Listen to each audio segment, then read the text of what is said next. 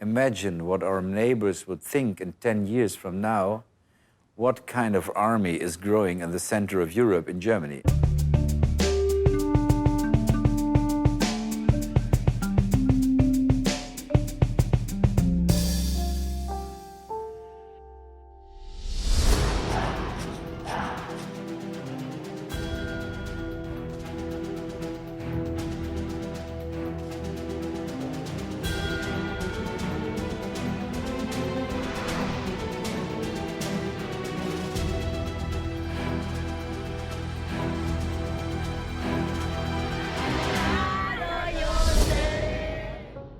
Democracy or dictatorship? Which will prevail in the years to come? Institutions across Europe, the United States, and other democracies are being put to the test. The checks and balances they provide can help withstand sudden shocks, but the authoritarians have gained new momentum. From Brazil's Jair Bolsonaro, a former army captain and far-right candidate, best known for his nostalgia for Brazil's old military dictatorship, to Hungary's Viktor Orban and Italy's Matteo Salvini, the needle is starting to move. News that Germany's Angela Merkel is stepping down doesn't inspire much confidence either.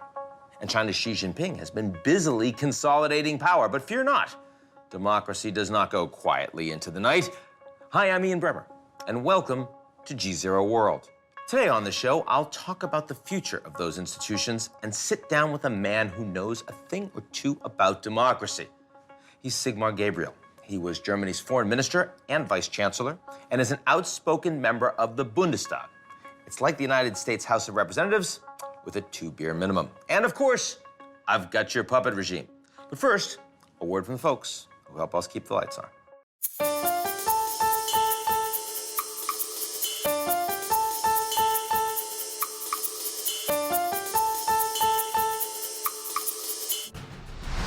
Mr. Gorbachev, open this gate. Mr. Gorbachev, tear down this wall.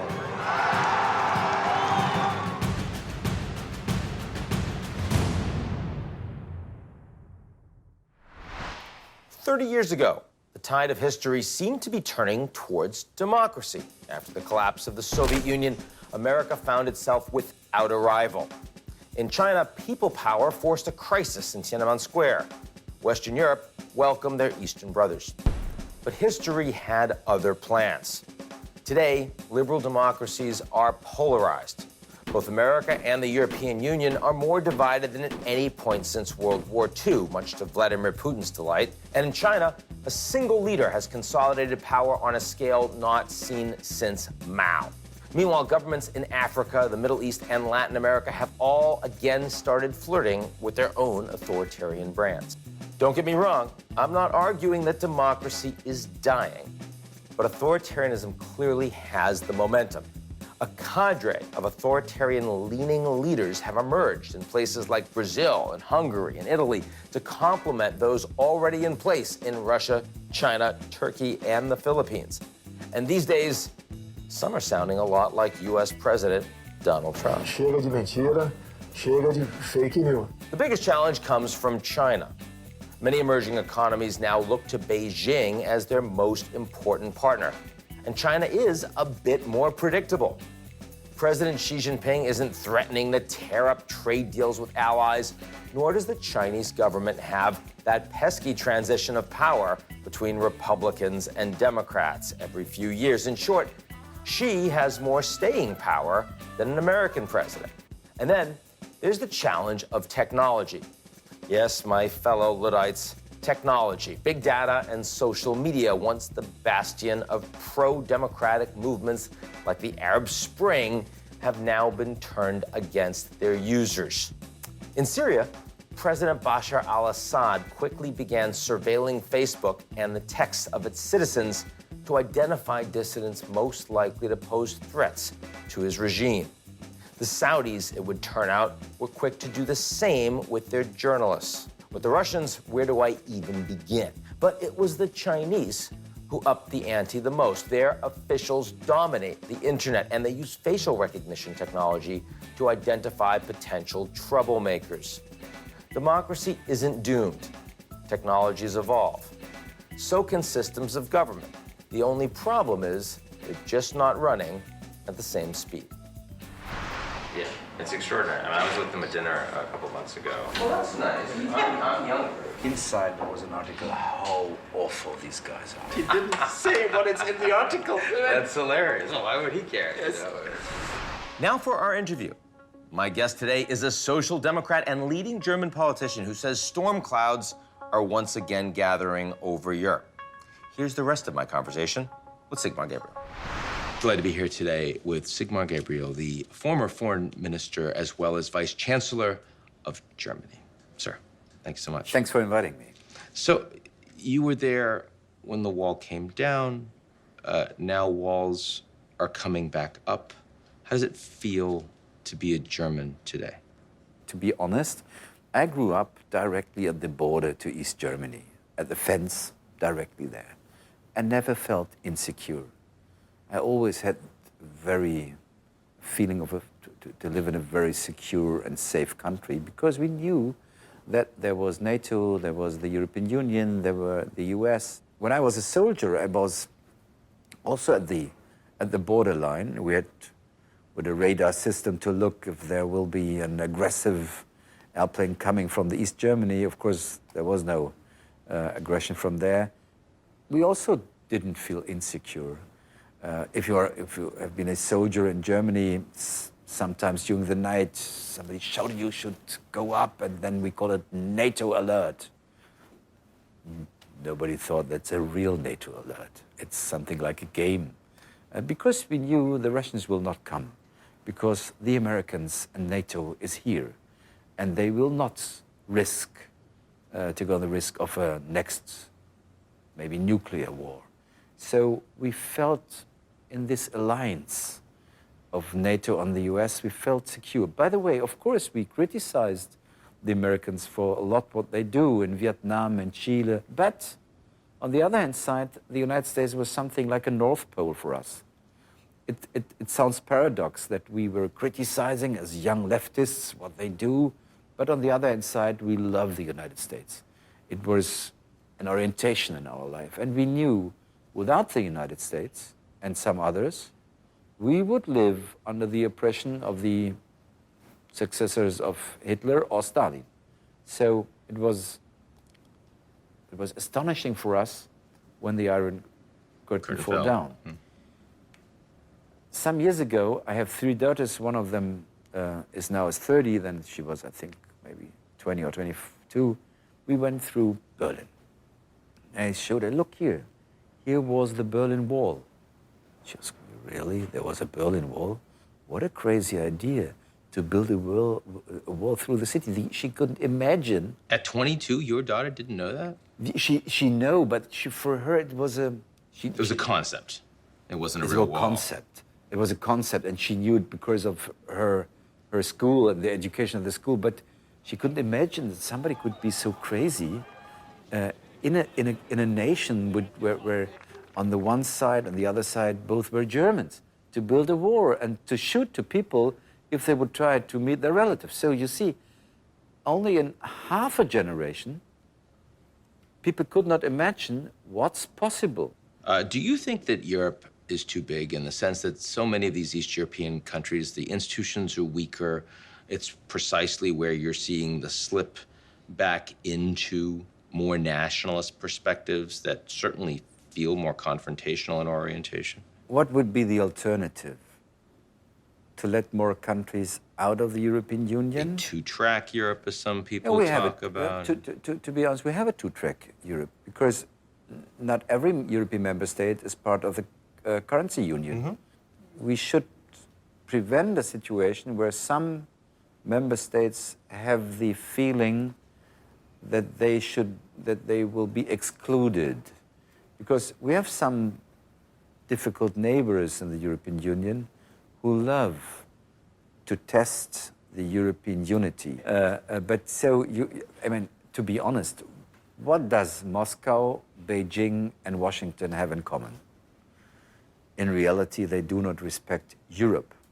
They respect Germany because of our economic strength, but Europe it's something which for them is, when the Chinese, they have this group, the Europeans call it 16 plus 1. There are member states and non-member states of Europe, European Union plus China. Do you know how the group is called in China? What? 1 plus 16. Sure. So they try, of course, to intervene. Russia tries to intervene in the Western Balkans. They have the East European group that the Chinese have as well, which I know that the Germans do not take kindly to. No, I told my former colleague, the foreign minister of China, that I accept the one China policy, but I would be happy if China would accept a one Europe policy. So when we started talking before the interview, you told me that you were getting more concerned about where the world is heading right now. What is it that is worrying you the most? The tendency that countries do not trust in multilateral agreements, the idea that only strong nations should transactional decide in which direction the world should go. I mean, the national security strategy of the United States was published, I think, at the beginning of the year, where they say strong nations should organize the world. Well, it's interesting that this is an idea Mr. Putin, Mr. Erdogan, Mr. Xi Jinping, they would agree on. They support that. They support that. That's the Germans would not. No, we should say, of course, nations are important. Nations should take responsibility. It's not all internationalized. There is something where nations are very much important. But what's necessary is to have an international atmosphere where the strength or the rule of law should be our fundamental idea, not the rule of the strongest. Now, you have said that in a world of carnivores, you don't want Germany to be the last vegetarian at the table. Yes. What do you do about that? There is an idea in Germany which makes Korea. The idea is we should be like Switzerland. Maybe Europe should be like Switzerland. Economically powerful, but a vegetarian in international politics.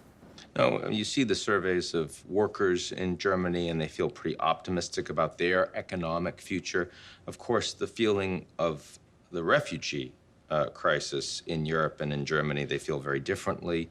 Do you think that that is the principal sort of cause of breakdown or fragmentation that we've seen the past years in the German party system? I would say no, but it's a trigger. I mean, the first time people were scared about the political and economic elites were the financial crisis. I mean, what did we say to our workers, to the ordinary citizens since 30 years? First, globalization is fine for everybody. We will have a trickle-down effect. And when they ask us, what's about our school system? You should invest more. Or what's about my pension, my wage? We always said, look, we are in a global competition. Unfortunately, it's not possible to do this. Now, we do not have enough money. We have to be careful because of the global competition. Then overnight, they saw that we were able to mobilize around 500 billion euros to stable the banking system. After 2008. After 2008. And then people ask us for the first time, what are you doing there? Why it was not possible to give me a fair pension after 40, 50 years working in 4 shifts in a factory or in a hospital? When you could bail out the German banks. Yes, when you could bail out the German banks. What do? Then some years later, they always asked us, what's about my pension? Why the school is so old? Why we do not have enough teachers? Why we do not have enough policemen on the street? We always answered, you know, we are again in a competition. It's difficult. We have to lower our debts and so on and so forth. And overnight, they saw we were able to mobilize 40 billion euros for around 1 million refugees coming in. And so during the last election campaign, 2017, I often heard the question, what's about my personal economic situation? Why do you do nothing for me and you do everything for the refugee? And then you can try to explain 2 hours why it's not true, or were very much in distance to the political elites. And at the end of the day, we had the split off on the conservative side of the Alternative for Germany, which is a right-wing populist party. It feels like this notion of a centrist grand coalition that has the answers no longer really functions as well. So it sounds like you're saying the future of German politics is increasingly going to be on the left and on the right. In Germany, if you look what is left and what is right, you will see that they are center-left and center-right in the majority. Of course, we have the Left Party and the Alternative of Germany, but they are not so strong. Is that where Europe is going as well? These European parliamentary elections coming up, is the center going to hold less and we'll see more movement towards the left and towards the right? Unfortunately, yes. I mean, the pity is that... Fortunate in Germany, but unfortunate in Europe. Yeah, but because the anti-European parties will become stronger in the European Parliament. Unlike in Germany. Unlike in Germany, it's not... Of course, these AfD, it's an awful party, but they got in Bavaria, in the regional elections, 11%, 13%. It's not what I wish for my country, but it's not a real danger for the country. It's not Italy. It's not Italy, right. And they are not strong enough to really challenge the country. You've certainly argued in past years that we should be looking for stronger European security defense commitments. That's important to be done. In this environment, with a comparatively strong Germany, though without Merkel, and a comparatively weaker Europe, would your goal still be Germany needs to help ensure that Europe is strong, or would your goal be closer to Germany needs to do more leading with lots of other countries around the world, and it's less about Europe? I see two conditions. First, Europe should be unified, and second, we should search for a new alliance, a new form of transatlantic partnership with the US. I mean, the truth is, today we cannot live with Donald Trump, that's true, but the truth is also we cannot live without the US. So we have to search for... That's tricky. Yes, but okay, if it would be not tricky, then others could do it. So it's a job for, I think, for political leaders at that time. I don't think that if you look back to the history of Europe, whenever Germany tried to went on his own way, at the end we had war in Europe. For some 100 years in European history, it was always the conflict between the center, us, and the periphery.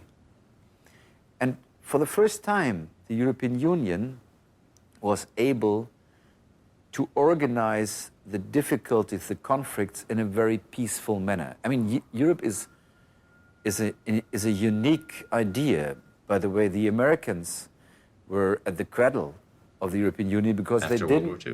they didn't want to send for a third time their kids to a war to Europe. So we didn't want to do it the second time. yes, yeah, but unfortunately, without the help of the Americans, we would today would live under under Hitler's or Stalin's predecessors. So that we are a free country in a free Europe, it's because the U.S. entered in a Second World War. But the Americans, of course, didn't want to do it for the third time. So today, I think we have the responsibility to do our job in a kind of leadership, yes, but never alone, always together with the others. And we should invest, for example, in defense. I'm strictly against 2% of the GDP in the German army, because then we would invest every year 80 billion euros in the German army. France is a nuclear power. They invest 40 billion every year.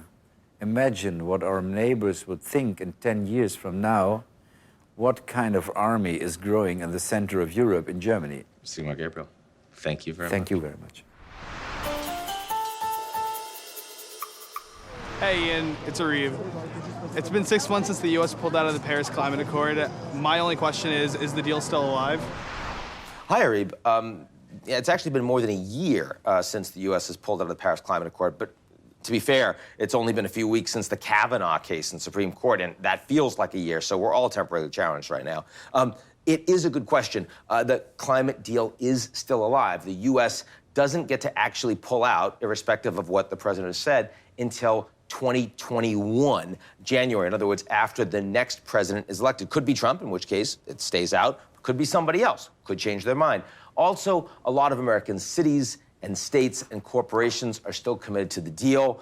And every other country in the world is still aligned with it. Even Brazil, Jair Bolsonaro, the new president, he ran on saying that he was going to pull out. Once he's won as president, knows it'd be very controversial within his own country's Congress to actually get that done, has backed away. So as much as climate change is an enormously large challenge that the world is not responding to adequately, we still can say that the climate accord itself is alive. Hi, my name is Mohamed Souma. I'm from West Africa. I've been dancing like 10 years. Why Trump doesn't care about West Africa? Mohammed, you seem all bent out of shape over that question. I'm sorry. Not sorry. But no, I mean, he cares a little about West Africa. I mean, in the sense that the United States is engaged in counter-terrorist activities. They've got bases in the so-called guerrilla belt in Central Africa. It's not like Africa doesn't matter, but number one, America First does tend to imply that you pay a little bit less attention to foreign policy and the interests and needs of other countries than the U.S. might historically. Some would say you'd be more honest about it. It's two sides of that equation. Secondly, Africa's entire economy, though we're talking about 1 billion people, is only about 3% of global GDP. So when we talk about Africa, we're still talking about opportunities in the long term, but mostly challenges in the short term. And it gets harder to get people excited, not only the American president, but media organizations and average Americans talking as much about Africa as we'd otherwise like. And now, I've got your puppet regime.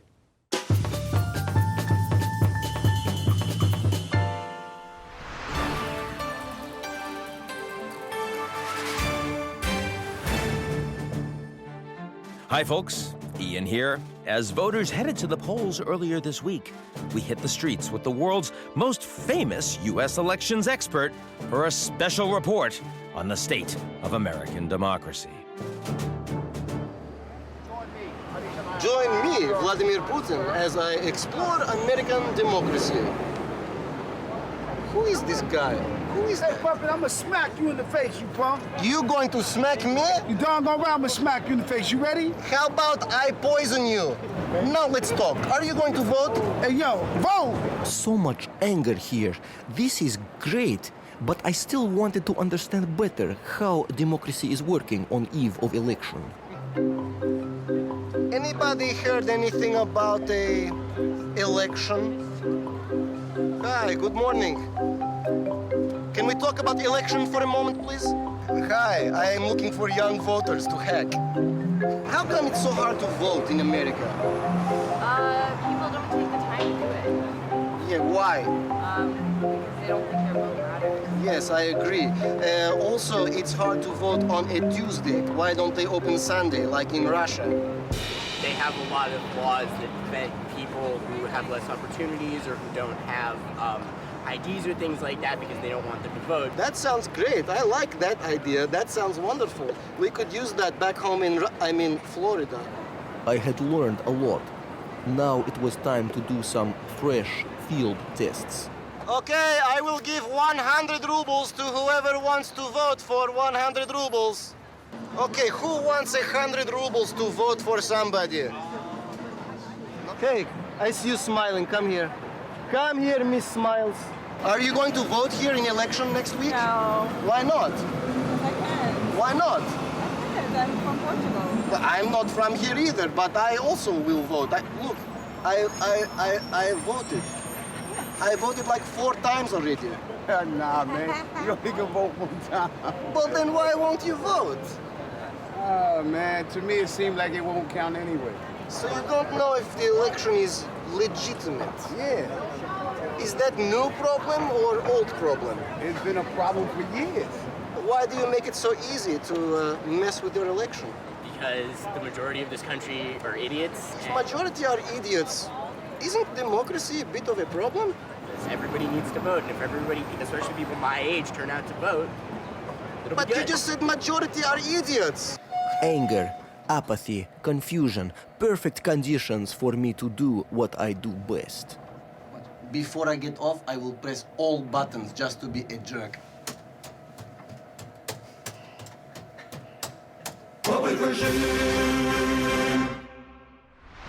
That's our show this week. We'll be right back here next week. Don't you miss it. Please don't miss it. I don't want you to miss it. But in the meantime, if you like what you've seen, check us out on GZEROmedia.com.